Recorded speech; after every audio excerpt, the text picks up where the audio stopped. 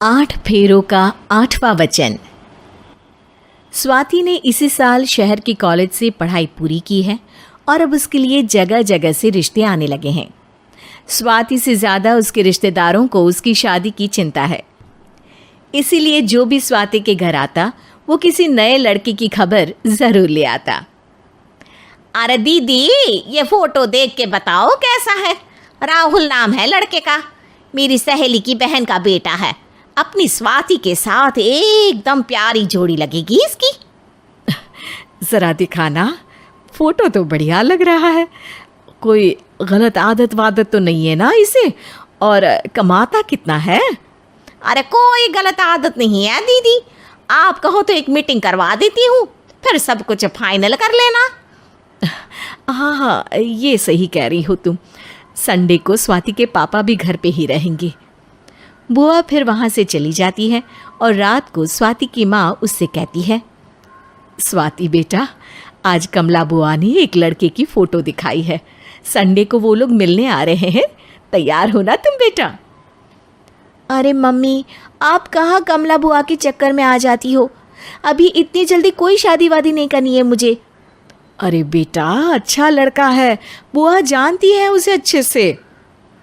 हाँ स्वाति बेटा, एक बार मिल तो लो, बाद में देखेंगे आगे क्या करना है। वैसे तो कमला रिश्ता लाई है तो मना करने का तो कोई सवाल ही नहीं उठता।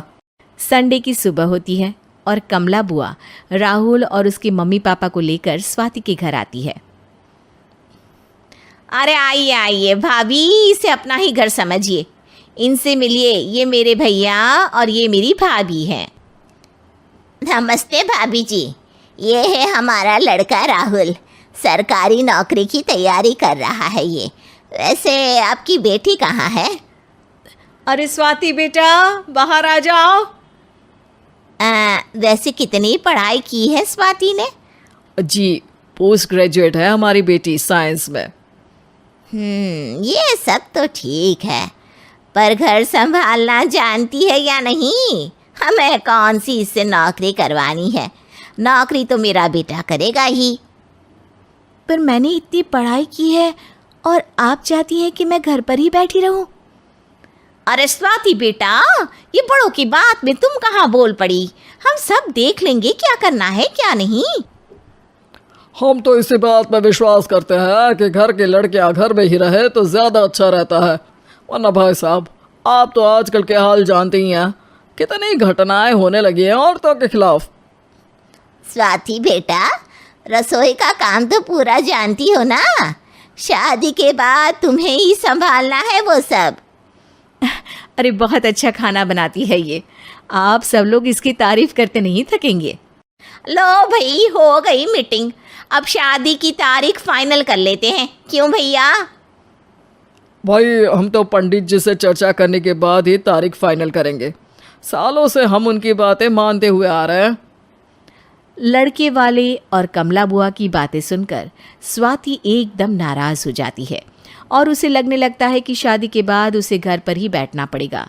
लेकिन घर वालों के आगे उसकी एक नहीं चलती और उसे शादी के लिए हाँ कहना पड़ता है। शादी का दिन आ जाता है और सब मंडप में जमा होते हैं। अब फेरों का समय हो गया है, अब कन्या अपने वर से 7 वचन मांगेगी। आप किसी धार्मिक आयोजन में जाएं तो मुझे भी ले जाएंगे। आप मेरे माता पिता का भी बराबरी से सम्मान करेंगे, हमेशा मेरा साथ निभाएंगे।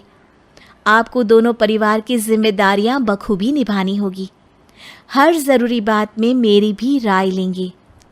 आप सभी गलत आदतों से दूर रहेंगे। आप मेरे अलावा किसी और औरत से कोई गलत संबंध नहीं बांधेंगे। ये 7 वचन पूरे हुए, वर क्या तुम्हें ये सारे वचन मंजूर है? जी हाँ पंडित जी, मैं सारे वचन अच्छी तरीके से निभाऊंगा। अरे वाह वाह, बढ़िया तरीके से सब काम संपन्न हो गया। तो इसी के साथ विवाह संपन्न हुआ और आज से ये दोनों पति पत्नी हुए। 1 मिनट पंडित जी, अभी एक वचन लेना बाकी है। अब कौन सा वचन है बेटा? मैं अब हमेशा के लिए किसी दूसरे घर में जाने वाली हूँ, तो पति के अलावा मैं अपने सास ससुर से भी एक वचन लेना चाहूँगी। अब कहो बेटी। मैं ये चाहती हूँ कि मुझ पर किसी बात की कोई पाबंदी नहीं लगाई जाएगी। मुझे सब कुछ करने की आज़ादी होगी और मैं भी विश्वास दिलाती हूँ कि मैं एक अच्छी बहू बन के दिखाऊंगी। स्वाति की बात सुनकर उसके सास ससुर एकदम चौंक जाते हैं और कुछ बोल नहीं पाते कि उतने में कमला बुआ बोल पड़ती है। अरे बेटा, ये भी कोई कहने की बात है? रानी बन के रहोगी तुम तो। वचन देने से पहले सोच लीजिए, क्योंकि शास्त्रों में वचन ना निभाने वालों के लिए नरक से भी बदतर सजा लिखी है।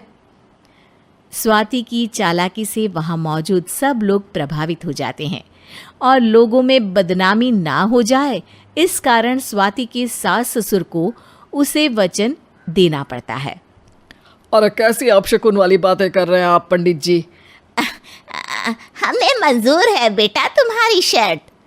स्वाति अपनी समझदारी से अपनी बात अपने ससुराल वालों से मनवा लेती है और खुशी खुशी राहुल से शादी कर लेती है।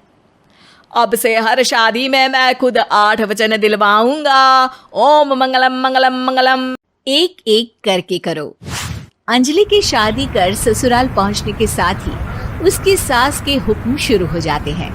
हो गई शादी, बस मौज खत्म। कल से जल्दी उठकर काम पर लग जाना है। अरे माँ आज ही यहाँ आई है, इसे सब समझने के लिए कुछ दिन तो दो। मेरे और बहू के बीच की बात है, तू घर के मामले में ना बोलियो। इस पर जतिन वहाँ से अपने कमरे में चला जाता है और सास अंजलि को काम की लिस्ट सुनाने लगती है। सुबह पहले घर की सफाई करनी है, फिर कपड़े धोने हैं, साथ में खाना भी बनाना है। एक की वजह से दूसरा काम रुकना नहीं चाहिए है। जी मम्मी जी, ठीक है। ये कहकर अंजलि अपने कमरे में चली जाती है। अंजलि, मम्मी हमेशा बोलती थी बहू आएगी तो उनका काम हल्का होगा, पर मुझे नहीं पता था कि वो काम हल्का करने की जगह टाल ही देंगी। कुछ नहीं होता, ये सब मैं अपने घर में भी तो करती थी, मुझे आदत है, कोई दिक्कत नहीं होगी। ठीक है, पर अगर कुछ हो तो बता देना। दोनों सो जाते हैं और अगली सुबह से अंजलि जल्दी उठ के सास के बताए कामों में जुट जाती है, जिसमें वो जैसे ही कपड़े धोने लगती है तो सास वहाँ आ जाती है। अरे सुनो, ये कपड़े ऐसे नहीं धुलेंगे, सबको डिवाइड कर फिर एक एक करके अलग अलग धोने हैं। क्या? एक एक कपड़ा अलग करके? एक बार में सुनाई नहीं देता क्या? वही बोला है मैंने, लग जाओ काम पर हैं? सास की बात मानते हुए अंजलि एक एक करके कपड़े धोना शुरू करती है, जिसे करते हुए आधा दिन बीत जाता है। अरे रे, सुबह से कब दोपहर हो गई पता ही नहीं चला, अभी तो खाना भी बनाना है। अंजलि भागते हुए रसोई में जाती है, जहाँ उसकी सास पहले से ही उसे खड़ी मिलती है।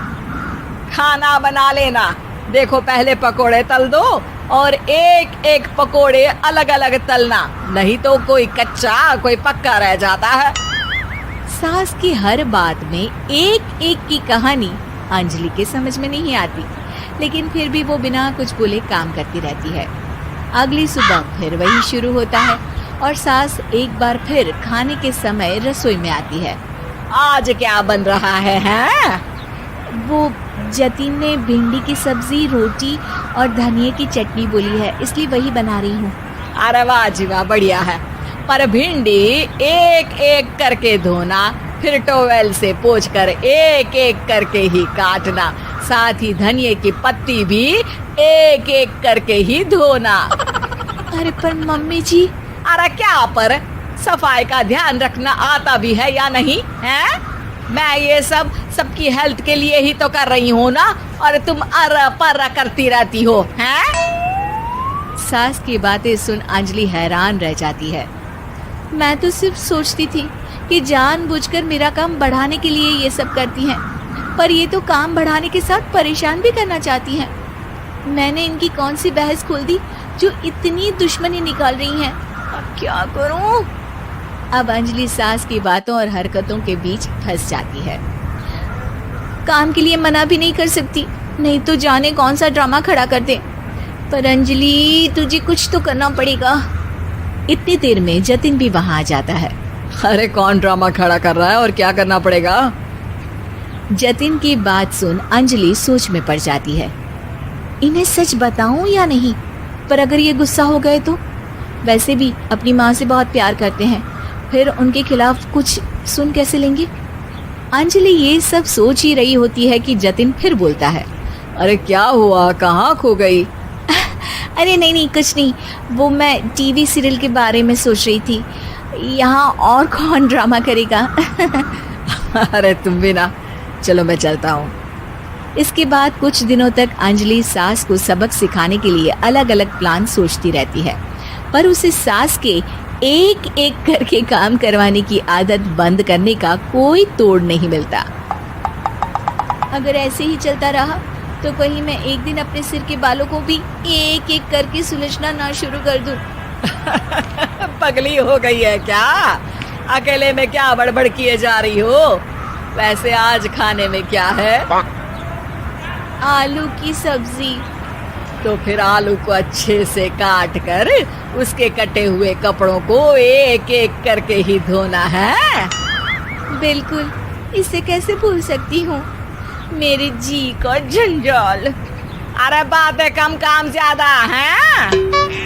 अंजलि एक बार फिर सास के कहे अनुसार काम करने लग जाती है, जिसमें सब्जी बनाते हुए उसके दिमाग में एक आइडिया आता है और वो सास को आवाज लगाती है। मम्मी जी सुनिए, जरा इधर तो आना। अंजलि की आवाज सुन सास रसोई में आती है। अरे क्या हुआ, क्यों गला फाड़ कर चिल्ला रही हो? कुछ नहीं, वो सुबह कपड़े धोने की जल्दी में नहाई नहीं थी और अब शाम की पूजा भी करनी है, तो आप जरा सब्जी देख लीजिए ना, तब तक मैं नहा कर आती हूँ। अंजलि सास को रसोई में छोड़कर नहाने चली जाती है। इसी तरह देखते देखते 4 घंटे बीत जाते हैं, लेकिन अंजलि बाथरूम से बाहर ही नहीं निकलती, जिसे देख सास उसे आवाज लगाती है। अरे बाथरूम में ही समाधि लगा ली क्या? यहाँ सब्जी बनकर ठंडी भी हो गई और अभी तक तेरा नहाना खत्म नहीं हुआ। मम्मी जी जैसे आप कहती हैं ना, मैं वैसे ही एक एक करके अपने बाल शैम्पू कर रही हूँ। तो अभी 3 घंटे और लगेंगे, तब तक काम और जतिन को खाना सर्व करना आप संभाल लेना। इस तरह अपने नहले पर बहू का दहला देख सास शॉक्ड रह जाती है, जिसके बाद से घर में एक एक करके करने का आलाप बंद हो जाता है।